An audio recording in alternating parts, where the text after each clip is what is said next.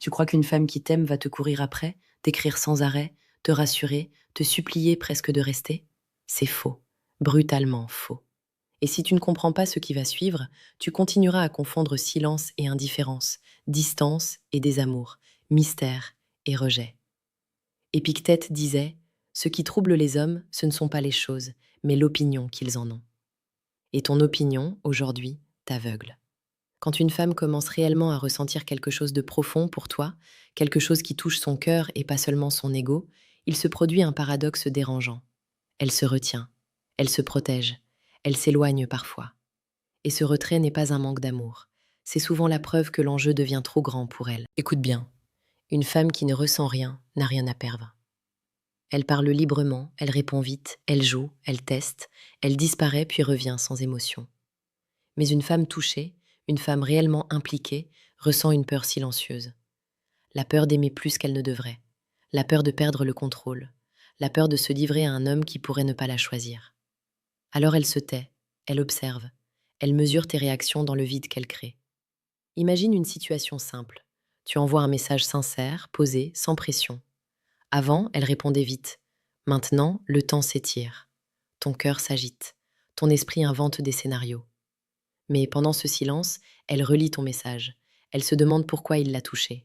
Elle se demande ce que tu représentes vraiment. Elle lutte contre l'envie de s'attacher trop vite. La psychologie féminine n'est pas un jeu cruel. C'est une danse entre désir et sécurité.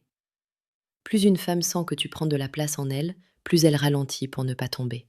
Ce ralentissement ressemble à de l'ignorance, mais il est souvent une tentative de se maîtriser. Beaucoup d'hommes échouent ici. Ils paniquent, ils doublent les messages, ils demandent des explications, ils veulent rassurer leur peur au lieu de respecter le rythme. Et c'est là qu'ils détruisent tout.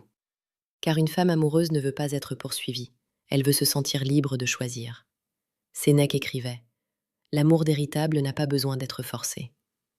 Retire la pression et le lien respire. Si tu es calme dans son silence, si tu restes droit quand elle se replie, tu deviens différent. Tu deviens cet homme rare qui ne mendie pas l'attention. Et inconsciemment, elle te respecte davantage. Elle revient non pas parce que tu l'as rappelée, mais parce qu'elle a senti ton absence comme un manque.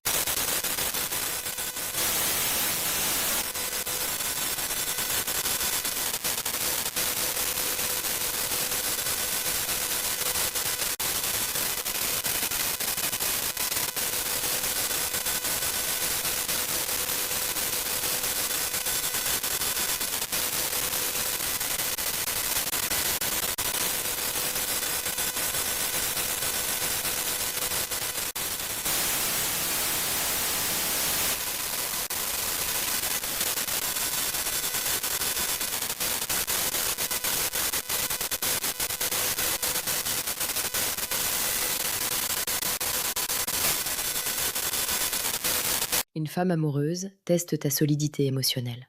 Elle veut savoir si tu es stable sans elle, si ton monde tient debout sans sa validation, si tu es un refuge, pas un poids.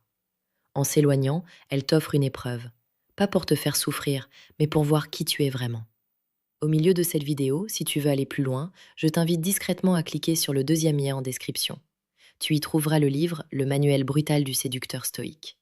Ce n'est pas un livre pour plaire, c'est un livre pour devenir. Comprends ceci. Une femme peut ignorer un homme qu'elle n'aime pas sans y penser. Mais elle ne peut ignorer longtemps un homme qui l'émeut sans se battre intérieurement. Et ce combat, tu ne le verras jamais. Tu ne verras que le silence. Mais derrière, il y a des nuits de réflexion, des conversations intérieures, des hésitations profondes. Marc Aurèle disait: sois comme le rocher contre lequel les vagues se brisent. Si tu restes calme, aligné, respectueux de toi-même, tu deviendras ce rocher. Et les vagues reviendront. Si cette vision te parle, dis-le en commentaire. Dis simplement ce que tu as déjà ressenti face au silence d'une femme. Ta parole aidera d'autres hommes à comprendre qu'ils ne sont pas seuls. Souviens-toi, l'amour féminin n'est pas toujours bruyant. Il est souvent silencieux, profond, retenu. Et seuls les hommes solides savent le reconnaître sans le détruire. Abonne-toi à Mentalité Stoïque si tu veux apprendre à aimer sans te perdre, à désirer sans t'affaiblir, à attendre sans te soumettre.